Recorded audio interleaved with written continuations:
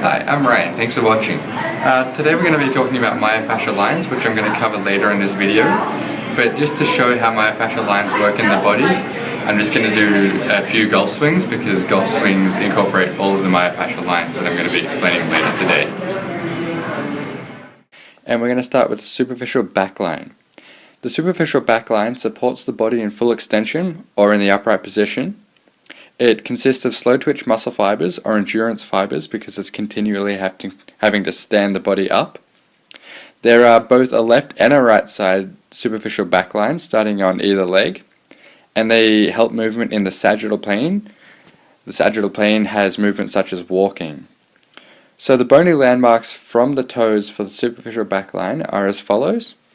They start at the plantar surface of the toe phalanges, they move up to the calcaneus, and then from there they move on to the condyles of the femur.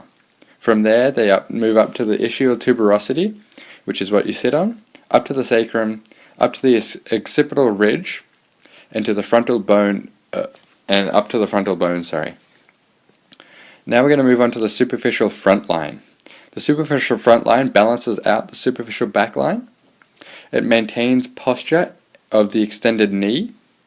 It causes flexion at the trunk, hips, and dorsiflexion at the foot. It contains more fast twitch muscle fibers because it is more used in bending over to pick things up throughout the day.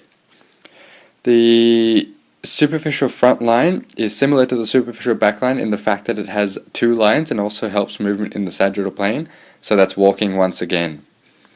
The bony landmarks from the toes for the superficial front line start on the dorsal surface of the toe phalanges.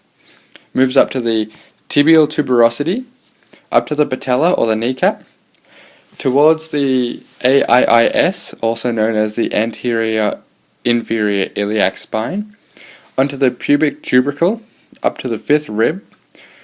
Then from there it moves up to the sternal manubrium and onto the mastoid process. That is it for the superficial front line. Now we're moving on to the lateral line of myofascia. This balances the front and back, and also bilaterally to balance the left and right of the body. It mediates or orders forces among all of the other superficial lines. It also fixes the trunk and the legs to prevent collapsing when using the arms. It creates bending laterally and flexing of the trunk in the lateral plane, and abduction at the hip and eversion of the foot. It can also slow down lateral rotation and movements at the trunk. From the toe, the bony landmarks are the first and fifth metatarsal bones up to the fibular head. From there it moves up to the lateral tibial condyle, up to the iliac crest, the anterior superior iliac spine, and the posterior superior iliac spine. From there it goes to the ribs, up to the first and second ribs, and then to the occipital ridge.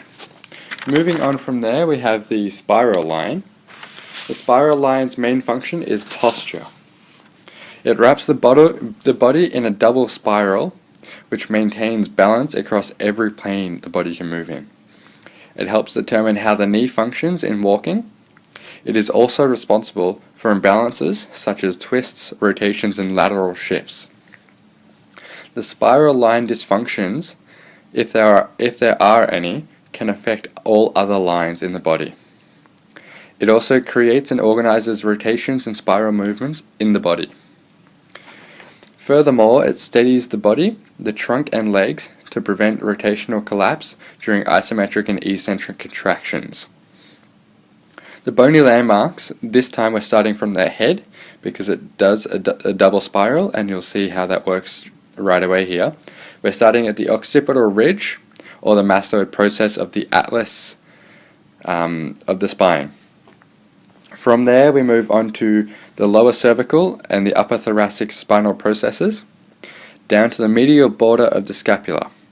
Now it moves towards the front of the body, going to the lateral ribs, and then from there it goes to the iliac crest and the anterior superior iliac spine. From there it carries on to the lateral tibial condyle, down to the first metatarsal bone, the base of the first metatarsal, onto the fibular head. From there it moves to the ischial tuberosity, heads back up to the sacrum and then back to the occipital ridge once again. That is it for the myofascial lines. And now for another tidbit, there are functional lines. The two functional lines that I am covering today are the front and back lines. The front and back lines are used in daily activity, which makes them more used for doing everything that you need to do in a day, say get out of bed, hop in your car, etc.